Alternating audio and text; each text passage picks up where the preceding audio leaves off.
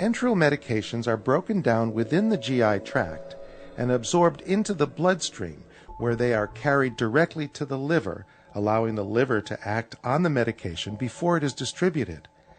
This is called the first pass effect. The degree varies, but any drug not given by some form of injection will always have a bioavailability of less than 100%. Some substances, such as insulin, are broken down in the GI tract into a non-therapeutic substance and therefore cannot be given enterally. During first pass, the liver chemically processes the drug into active and inactive metabolites. The active metabolites of some drugs cause prolonged duration of activity. For instance, the effects of diazepam can last for weeks or months. The ratio of active and inactive metabolites affect the bioavailability of the drug. This is the primary reason that enteral medications of the same dose have less effect than if given parenterally.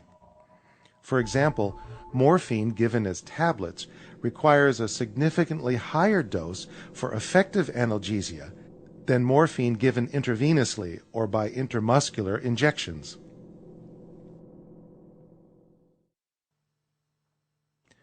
The first pass effect may be low, moderate, or high, depending on the drug. Absorption of enteral medications is also affected by factors in the GI tract itself. Enteric-coated medications may remain in the stomach long enough for the coating to dissolve if taken with a large volume of food. Acid-sensitive drugs taken on an empty stomach may be rendered ineffective.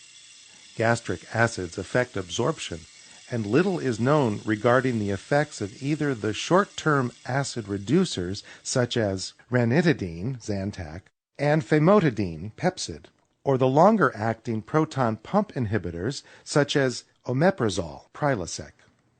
The rate of intestinal motility varies significantly from individual to individual and is affected by activity, age, diet, overall health, and medications that slow or stimulate intestinal function.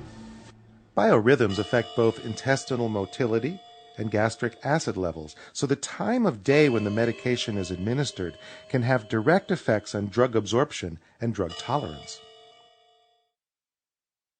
People who receive chemotherapeutic drugs in the morning often report less GI side effects than if they receive them in the afternoon.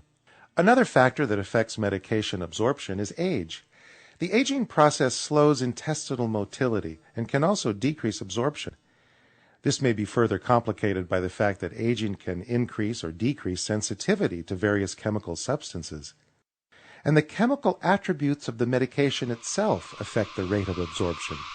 These include acid sensitivity and interactions with foods that may increase, decrease, or alter their effects.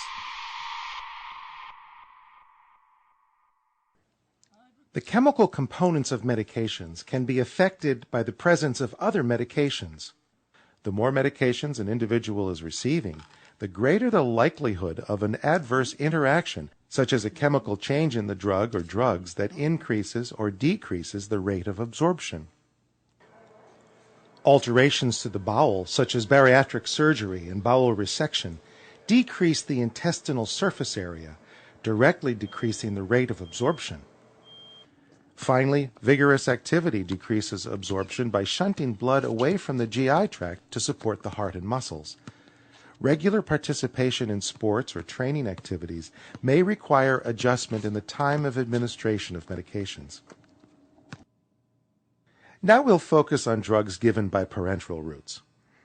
These medications don't experience the first pass effect and are 100% available as they enter the bloodstream.